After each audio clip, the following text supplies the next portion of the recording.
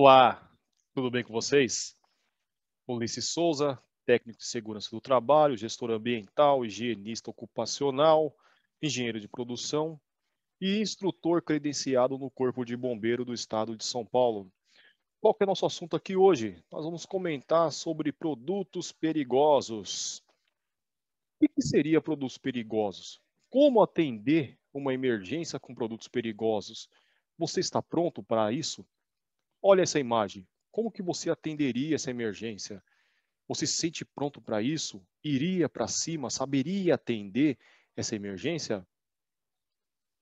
Qual que vai ser o nosso conteúdo aplicado aqui nessa videoaula?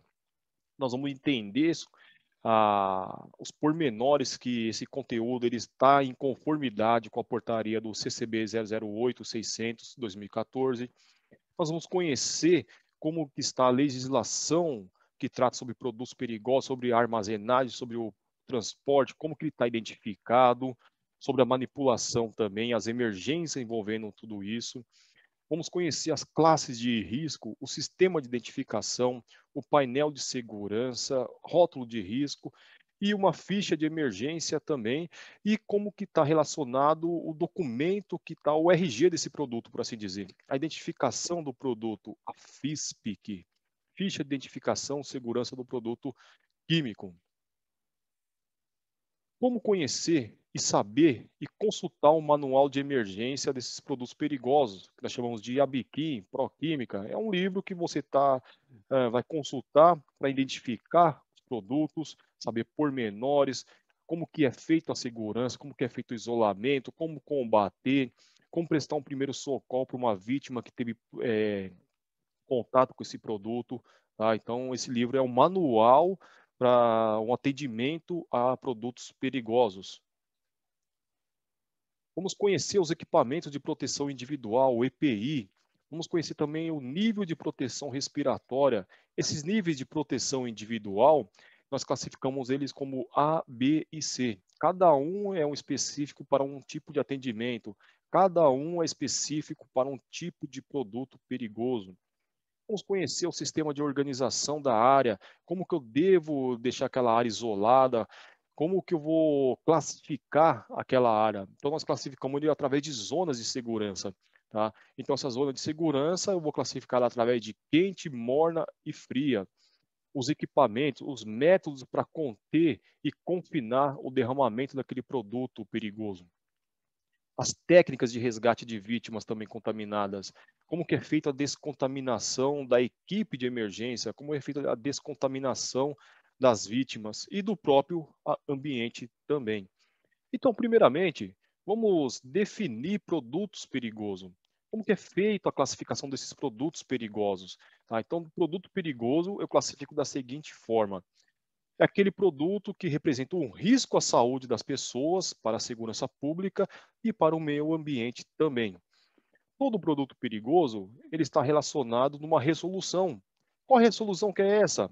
A 523216 da ANTT, Agência Nacional de Transporte Terrestre, que esclarece, além de informações gerais, os números da ONU, o número de risco, a classe de risco e o risco subsidiário ali desses produtos também. Vamos entender cada um aí.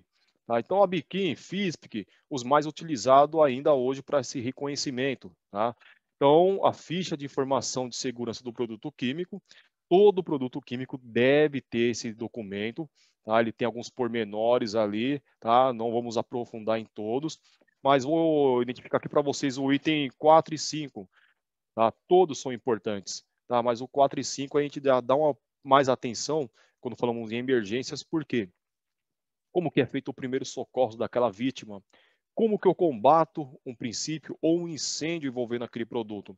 Então, no item 4 e 5, ele está relacionado a primeiros socorros e combate a incêndio. A fotinha aí no lado esquerdo aí, o manual, tá? O GHS, que é o sistema harmonizado e globalizado de reconhecimento daquele produto. São pictogramas identificando se aquele produto é corrosivo, inflamável, tóxico e por aí vai. Então, classificação dos produtos perigosos, a classificação de risco agora. Eu vou classificar ele através de classes. A classe 1 É como eu classifico produtos perigosos através da classe 1. São aqueles produtos explosivos. E ele tem subclasses. Quais são as subclasses da classe 1 quando eu falo de explosivos? Na subclasse 1.1, substâncias e artigo com risco de explosão em massa. 1.2, substâncias e artigos com risco de projeção, mas sem risco de explosão em massa. 1.3, substâncias e artigos com risco de fogo e com pequeno risco de explosão.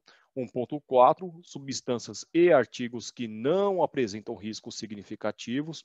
1.5, substâncias muito insensíveis com risco de explosão em massa. E 1.6, artigos extremamente insensíveis, sem risco de explosão em massa. Já na classe 2, eu vou classificar aqui os gases. E esses gases também têm suas subclasses. 2.1, 2 e 3. 2.1 são gases inflamáveis. 2.2 são os gases não inflamáveis e não tóxicos. E 2.3 são os gases tóxicos. Na classe 3, temos todos os líquidos inflamáveis. Esse risco 3 não tem suas subclasses. Na classe 4, ela está dividida da seguinte forma: 4.1, sólidos inflamáveis, substâncias autorreagentes e explosivos sólidos também. 4.2, substâncias sujeitas à combustão espontânea. E 4.3, substâncias que, em contato com a água, emitem gases inflamáveis. Na classe 5, temos ali a subdivisão, que são 5.1 e 5.2. 5.1, substâncias oxidantes. E o 5.2, peróxidos orgânicos. Na classe 6, temos a 6.1, que são substâncias tóxicas. E as substâncias infectantes são a 6.2. Na classe 7, os materiais radioativos, também não tem suas subclasses. Na classe 8, são os corrosivos, substâncias corrosivas. E na classe 9, substâncias e artigos perigosos diversos. Aqui está alguns pictogramas classificando aí os riscos das classes. Tá? Então, esse pictograma tem que ter esse formato é padrão, classificando ali numa simbologia e a classe de risco. Por exemplo, ali a vermelhinha são gases inflamáveis. Qual que é a classe de risco? É o 2. Tá? Líquido inflamável, classe de risco 3. Tóxico, classe 6. Substância infectante, radioativo, simbologias que identificam aquele produto e são padrões para a identificação da classificação de risco de cada produto. Envolvendo emergências químicas. Então, esse é o pictograma, né, o painel de segurança, que o primeiro número lá está dizendo o número de risco e abaixo o número da ONU. Então, ali eu separei ali na coluna A e na coluna B. Como realizo a leitura desse painel? Na coluna A, o número 2, gás. Tá? Quando tem a letrinha X, quer dizer que aquele produto não pode ser molhado, porque aquele produto ele tem uma reação com a água. 3, inflamável. 4, sólido, e por aí vai. Na coluna B, tá? Ela está dizendo ali qual que é a subclasse. Então, o 0 quer dizer que tem uma ausência de risco. Tá? Na coluna B ainda, 1, explosivo. 2, emana gás. 3, inflamável. 8, corrosivo. 9, produto sujeito a reação violenta, e por aí vai. Reforçando a letrinha X. Tá? Toda vez que eu ver a letrinha X antes do algarismo, significa que essa substância ela reage perigosamente, bruscamente com a água. Então, não devo jogar água. Mas é um incêndio. O incêndio se combate com água? Não, teoricamente, para todos os produtos. Então, no transporte. Então, por lei, aqui no Brasil, o transporte de produtos perigosos, ele segue um padrão, tá? Onde é necessário o emprego de alguns painéis de identificação e rótulo de risco. Acabamos de ver um exemplo aí. Esses rótulos de riscos, ele tem essa identificação e segue um padrão internacional da ONU. Mais uma identificação para nós entender um pouco melhor aí esse painel de segurança. Tá? Então, esse painel de segurança, corzinha padrão laranja, em cima ali está a classe e embaixo está o número da ONU, o que significa realmente aquele produto. E aí fica uma liçãozinha de casa.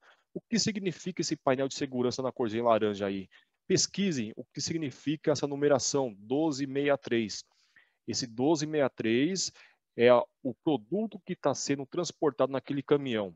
Toda vez que você vê um caminhão com esse rótulo de segurança, essa placa, esse painel de segurança laranja, 1263, ele tem um significado. Então pesquisem, é uma liçãozinha de casa que eu deixo para vocês aí. Qual produto está sendo transportado nesse caminhão com uma simbologia 1263? Isso segue um padrão, uma norma brasileira regulamentadora, uma NBR 7500. Aqui está um outro painel de segurança, parte superior e parte inferior. Parte superior é o número de risco e a parte inferior o número da ONU. Aqui está mais algumas fotos para vocês entenderem realmente o que significa cada painel. Tá? Quando eu ver um painel que ele não tem nada escrito nele, não tem as classes, não tem o número da ONU, o que significa? São produtos variados, só que esse produto variado ele tem que ser compatível. Por exemplo, eu carrego dois produtos diferentes e eu tenho essa placa, não contém nada escrito nela, tá? Esse produto ele deve ser compatível entre si. Não vai adiantar nada eu carregar um produto que não tem compatibilidade com outro produto. Vai ter uma reação, eu vou ter uma emergência. Esse é o manual de auxílio que todo profissional de emergência utiliza, ele usa para identificar os produtos perigosos a nível de conhecimento. Esse manual para atendimento a emergências com produtos perigosos, da Bequim, eu posso baixar ele para utilizar como um aplicativo. Tá? Mas qual que é a dica que eu deixo aqui? Eu posso utilizar para estudar numa emergência real. Quem vai utilizar ele? Tá? Então, são pessoas que estão longe da emergência. Por que isso? Num celular, num tablet, eu estou próximo de um produto que emana gases inflamáveis, uma pequena reação que eu possa ter com esse aparelho eletrônico, vai ter uma reação e aí vou ter uma ocorrência também. Então, ele é válido para pessoas que estão longe da zona quente, que daqui a pouco a gente vai aprofundar nesse assunto, para que não haja uma segunda ocorrência. Qual que é a atribuição dessa equipe que chega no local? Tá? Então, toda vez que a equipe de emergência chega no local, existem algumas atribuições. Tá? Principalmente aquela primeira pessoa, primeira equipe que chega no local. Quais são as atribuições do primeiro no local? Existem algumas fases, de 1 a 4. A fase 1, o primeiro no local, o que ele deve fazer? Ele deve mobilizar, deslocar, aproximação segura, ele deve se aproximar de forma segura daquele local. Então ele mobiliza todo aquele cenário para que as outras equipes que chegam e realmente chegam com segurança. Na fase 2, ele vai identificar aquele produto através da onde? Do manual que nós acabamos de comentar, através da simbologia, dos pictogramas, do painel de segurança. Então, aquele número que eu deixei para vocês estudar, por exemplo, é aquele número que vai identificar o produto perigoso que tem dentro daquele caminhão. Tá? Eu tenho que fazer isso com uma certa segurança, não devo chegar muito próximo do local. Tá? Terceira fase, sinalizar e isolar o local. Mas qual é a distância correta para isolar esse local?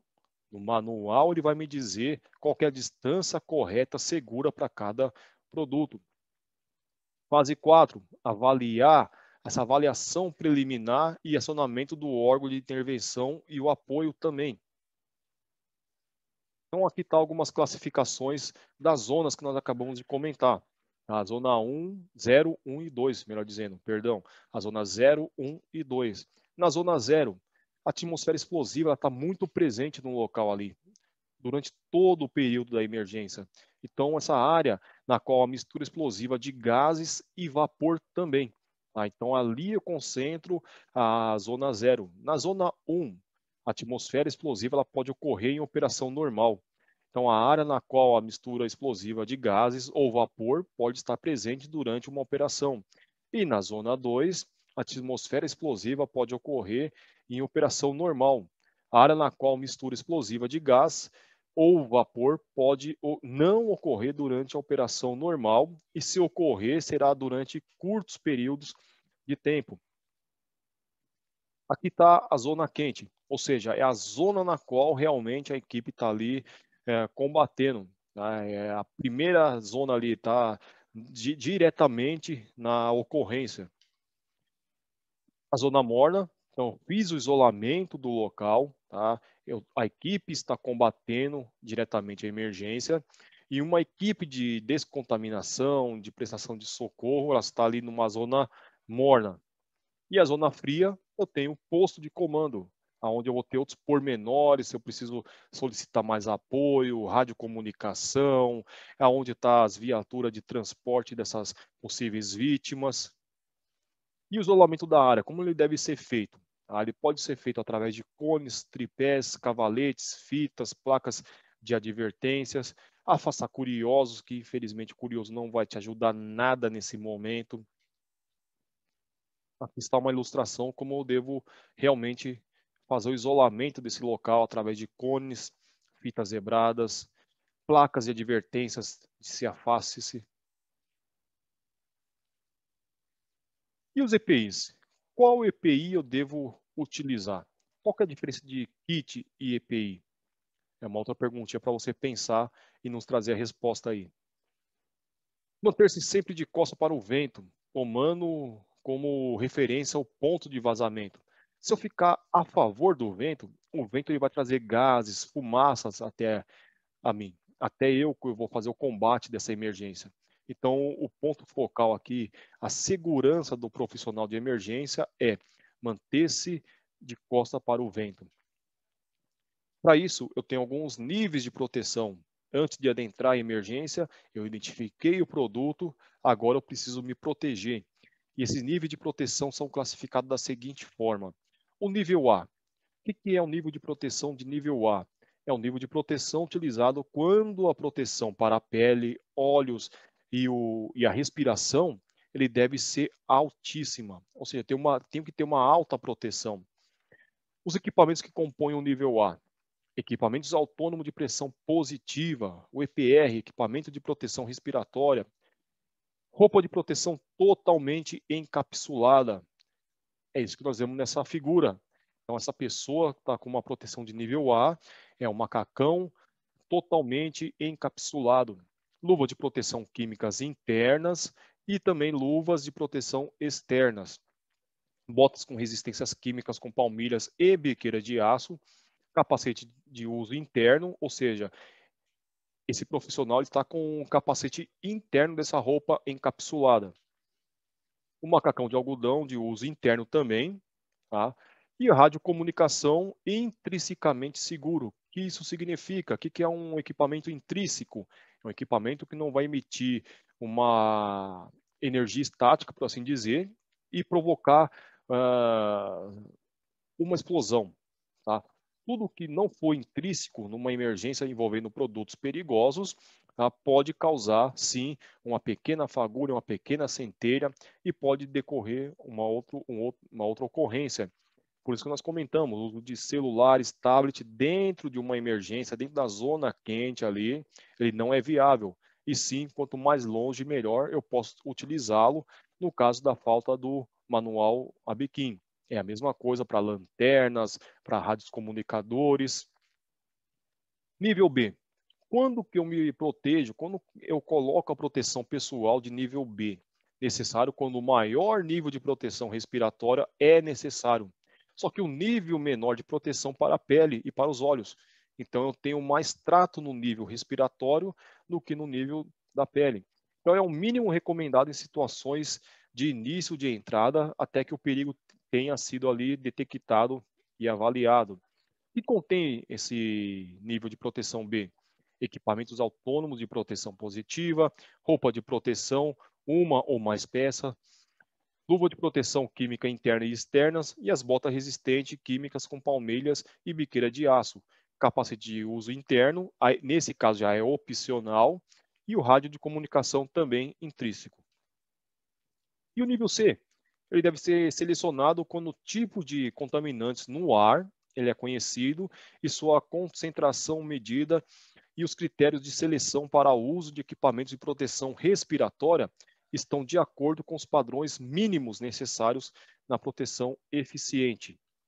Então, o que contém ali? Já é um respirador facial com filtro apropriado.